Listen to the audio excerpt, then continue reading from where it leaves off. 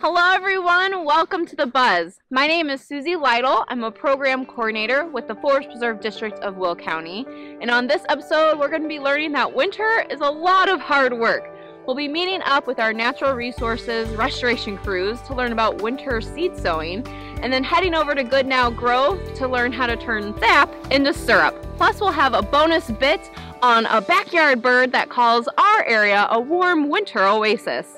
So are you ready to get to work on this episode of The Buzz?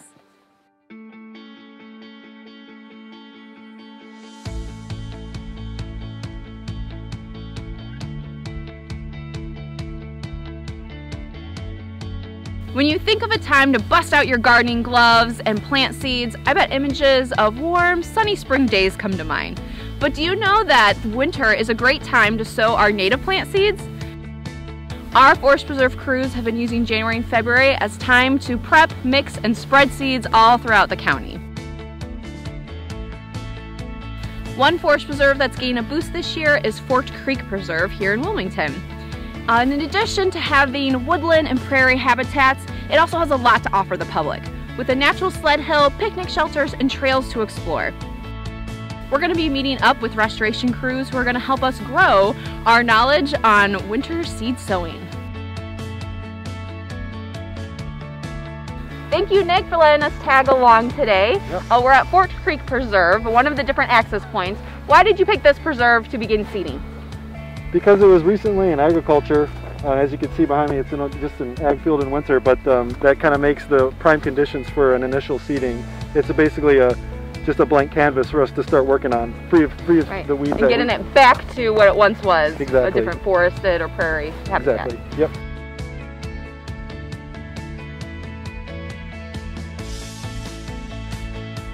Headley Valley is one of the best places that shows how hard-working restoration pays off. It's the district's largest restoration efforts, planting 150,000 wetland plants and 7 tons of seeds for the prairie. Visitors can see results by looking at all the colors along the trails. You'll find coneflowers, milkweeds, native sunflowers, and even big blue stem grass now thriving. So as you see Forked Creek, it looks a little bare now, but if you picture in the future, our hope is that it looks just as good as Headley Valley.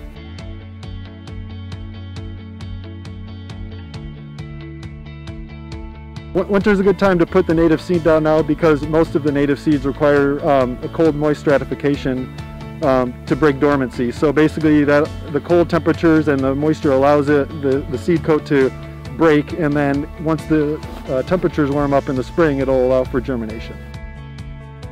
You know, the black soil too, it's primed and ready, it's exposed soil, so as the snow melts it'll just drive it further into the ground and really get that good seed to soil contact.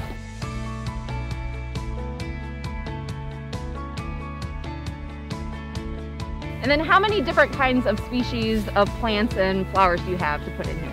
So we have a variety of communities that we're putting in, and I would say across all those communities there's well over 200 species or so. Yeah, hundreds of species. That's a lot of different kinds of plants. Very, very diverse mix, yeah. Right, and where did you get these seeds from? So we definitely had some staff collection, we had volunteers collecting, and we purchased some from a grower.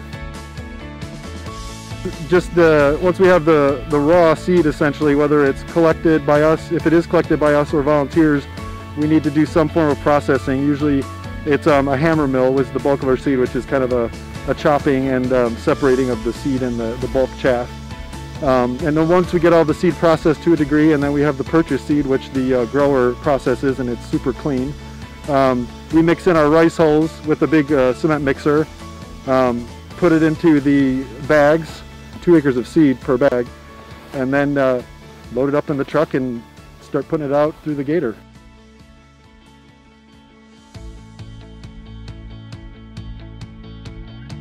Yeah, we know what seeds to put out in our restorations because we'll reference historical texts that have some occurrences of species, and we also use remnant prairies or any communities, plant communities that are relatively undisturbed for kind of a climax community or a community that we're trying to go for as our end goal in a restoration. If you were to do this, this acreage by hand, you wouldn't you wouldn't get through the winter. It would be over before you got finished. So once the initial seed installation is in, that's when the work begins. We have to do a lot of invasive species control now that it's sort of a, it's open to all sorts of plants that want to grow here now that it's out of ag. So we need to come in and do invasive control and also see if our seed mixes didn't quite match the hydrology where we put them. So that might involve some overseeding in the future. Just to see if we even, in our initial installation, we had some gaps in our seeding spread. We'll have to make sure we fill those in the following years. But it'll be a slog for the next half decade plus after this, for sure. The Fort Creek prairie restoration here is just one of many that are taking place this winter, 2021.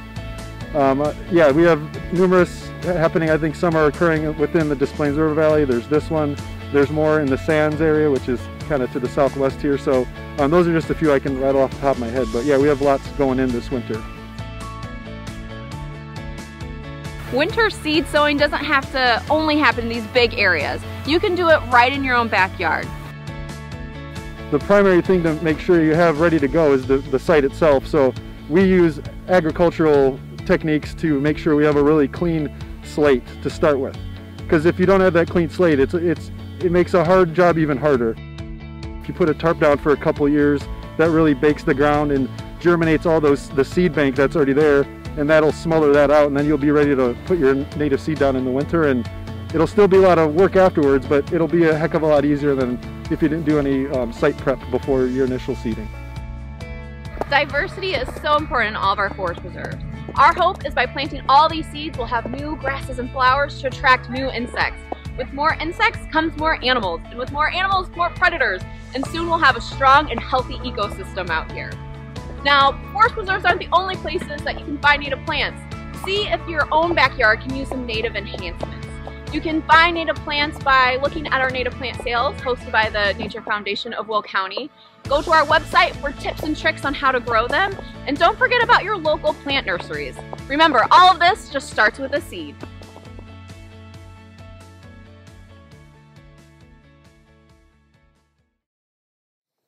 Don't move a muscle. When we return, we're going to be learning about the dark-eyed junco.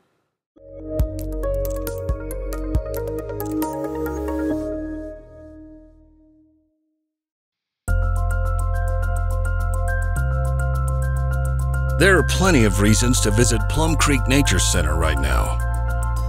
March is your last chance to check out our Found Objects art trail featuring a number of cool pieces. Come inside to view the entries in our Sculpting Wild juried art competition, including some truly unique creations. While you're here, visit with our resident reptile rescues and say hello to the many different species of birds that visit our feeders. If there's snow on the ground, bring a sled or cross-country skis, or rent some snowshoes at the Nature Center. All three activities are sure to get your heart racing.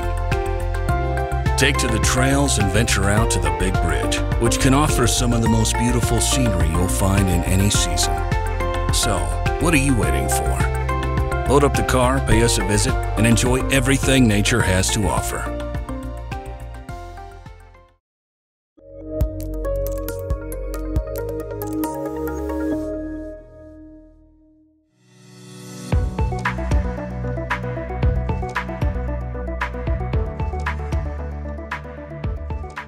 Winter is a great time to meet your backyard birds. Blue jays, finches, cardinals, chickadees, all those stick around all year long. Other birds, like our cute tiny hummingbird, travel to other warm tropical places for the winter. But there's one bird that calls our area a warmer place, and that's the dark-eyed junco. Dark-eyed juncos spend their summers in Canada and Alaska. Then come winter, they fly and spread all across the lower 48 states. Now their size is about the same size as a sparrow, but they've got black heads and back with a white underneath. They also have pink bills, and just like their name suggests, an all dark eye. When they fly, check out their tails. They have white streaks that make quite a bold pattern as they fly away. Chances are when you see one junco, you'll see about 5 more. These birds like to fly in flocks, and they like the woodlands, open fields, roadsides, even areas like parks and gardens. If you want to attract these birds to your yard, put out some feeders. Dark-eyed juncos love seed, so they'll eat millet seed or sunflower seed, and they're most comfortable on platform feeders or just on the ground. Juncos won't stick around forever. Come late April, early May, they'll start heading up north. So if you want to easily check these birds off your list, come to one of our facilities to see our bird feeding stations. We have areas set up at Money Reservoir, Plum Creek Nature Center, and Allagash Museum.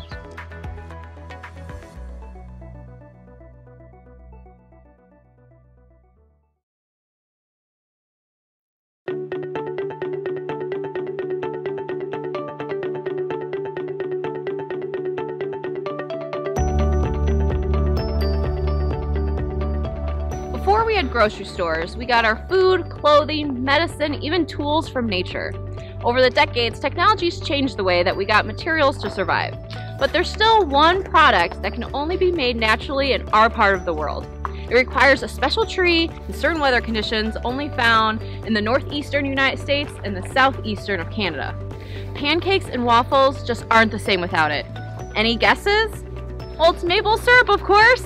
So we're here at Goodnow Grove Nature Preserve, where the Nature Center every year makes maple syrup magic. We're going to be joined by Program Coordinator Bob Ryerton, who's going to walk us through the steps of making this sweet treat. A lot of people don't realize that maple syrup actually has a season. They think we can just get maple whenever. It is on the shelves and for sale all season long, but it actually has a season, and this is the start of it. So when the temperatures start to change at the end of winter, and we get the really cold nights with kind of warmer days, that's when maple sap runs. That's when you have to collect your sap. So this is the time the tree's kind of waking up and getting ready to grow, and the sap starts to run. That's our opportunity to collect it. So you have to get out early because there's starts and stops. If it gets really cold, the tree stops running. If it gets really warm, the tree stops running. So we have to have that fluctuation in temperature between the cold nights, the warmer days, that will make it run. Right now these buds are covered with scales that protected them all winter long. The tree is pumping sap out to them and getting ready to grow. When the buds burst, the season is over. So it's not by the calendar, it's just by the actual season of the weather. If it goes fast and the buds burst quick, season's over. If it goes slow and the buds burst later, then you get a longer season. But it's when the buds burst, because it changes the chemistry of the sap, and you can't get good usable sap out to make syrup at that point. So you're talking about getting sap out of this tree, but what exactly does sap look like? It may be a silly question, but I don't think it's how we imagine it. Right. A lot of people think it's going to be like this brown gooey stuff, or it's going to be sticky or thick, but sap is mostly water, usually anywhere from 97 to 99% water. It has just a little bit of sugar in it, with that 1%, maybe if we're lucky, 3% sugar, just a little bit, just to kind of take the edge off, and it tastes like really clean water. Like, this is some good water.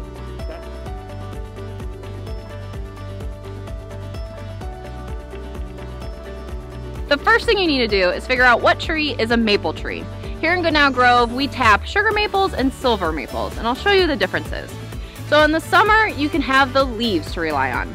Our sugar maple is like your iconic maple leaf. If you can picture the Canadian flag, it's smack there in the middle. So it's got this palmate shape, it's got 5 points, and turns bright orange in the fall. Our silver maple is a little similar, just a bit pointier. And then come fall, you may recognize maple trees by their seeds. So their seeds are the helicopters that fly down from the sky. But because it's winter, we don't have leaves or seeds, so none of that helps us. You need to start looking at the bark, the branching, and the twigs. On our sugar maples and silver maples, they're a bit grayer. I have one silver maple behind me. You can see that it's kind of in strips down its bark, and some of them peel slightly. And then on the twigs and the branches, you're looking for opposite branching. So what that means is that these branches jet out parallel from each other.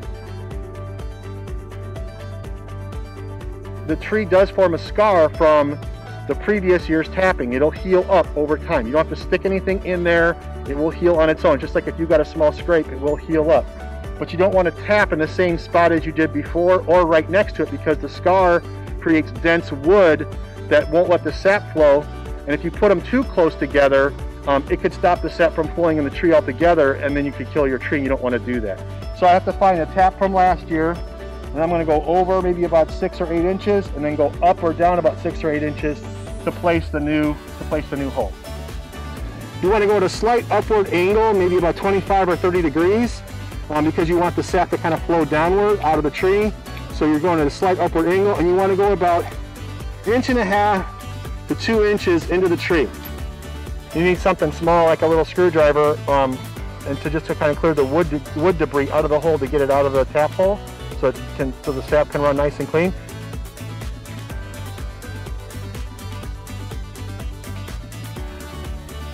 So we have our spile here in our hook, and we're going to just put the hook on the spile. The hook is to hold the bucket, and we're going to put the spile right in the hole and just tap it in with the hammer gently.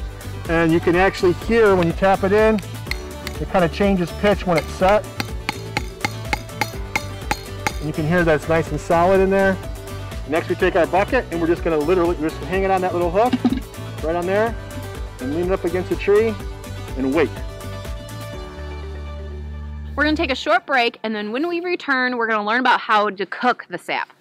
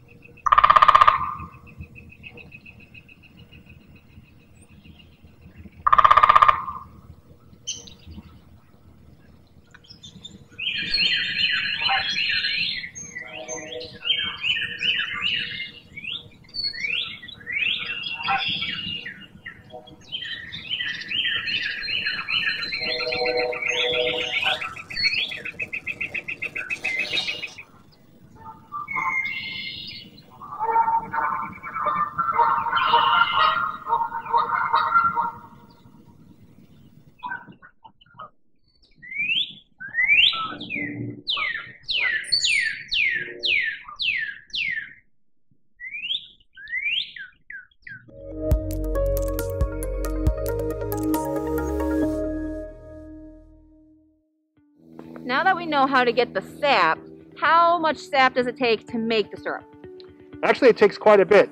So we get about 50 or 60 gallons of sap, and we're lucky to make maybe a gallon or so of syrup. Okay, notice this bucket is open and has no lid on it, so debris can fall in, or maybe a squirrel can take a drink or stuff like that. People worry about that. This does get filtered before we cook it, so it's going to go through like a screen, and then it's going to cook for a really, really, really long time, which is going to kill any kind of bacteria. And you've got to boil that and boil that and boil that until you end up with something that has 66% sugar. The process of cooking sap to syrup usually takes a whole day. So if we start early in the morning, say we start 7 o'clock or so, we get the fire going, we put the sap in, it will take us a full day all the way till sunset, which is right now around 5 o'clock or 5:30 or so by the time we start cooking, to finish a batch of syrup, to cook one batch of syrup. Now that we learned all about how to make maple syrup, is your mouth watering to try some syrup? What I want to talk about next is how not all maple syrups are the same. With our pure maple syrup, it does go in grades. So from grade A to grade B with a light colored amber to dark colored amber. And it's just talking about how long it was cooked. The lighter the color means it was cooked quickly, precisely, and has more of a lighter taste. The darker the color means it's been cooked longer and has had more heat on it. Then you have your pancake syrup or original syrup. These containers I think are pretty iconic, but nowhere on there does it actually say maple syrup. If you look at the ingredient list, it's got about 13 different things with a lot of corn syrup, some caramel flavoring, coloring to try to match it to this syrup, which has one ingredient, pure maple syrup. So the difference is that this one's cheaper because it took way less time to make, and as we know, maple syrup is a lot of hard work. Pure maple syrup flows out of the bottle easy, it's kind of like a watery consistency.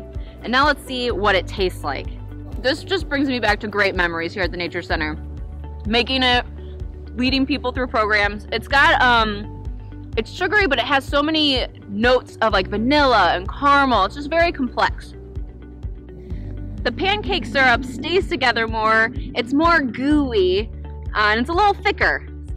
So this one takes me back to my childhood. Before I knew anything about pure maple syrup, it tastes like a lot of sugar, not so much like the vanilla and the caramel, just a blast of sweetness. Maple syrup is a lot easier said than done, but it does provide a very sweet reward. It's only made in North America, so when the Europeans came over here, they never seen or tasted maple syrup. The Native Americans have been making it for generations and then taught the early settlers. Then the process got passed on through modern times and now to you. It is possible to do this in your own yard if you have maple trees and the time to collect sap to boil it down. Now if that sounds too intense, you can come down to Goodnow Grove Nature Preserve and see our trees at work. You can also talk to the Naturalists on staff if you have any questions. And I hope that after all of this, you'll never look at pancakes the same way again. From seed sowing to tapping the trees, it's always an adventure out here in the preserves. Now it's your turn. Go to our website, reconnectwithnature.org for the latest wildlife articles and news, trail maps, and upcoming programs near you. I hope to see you out exploring, but until then, I'll see you next time on The Buzz.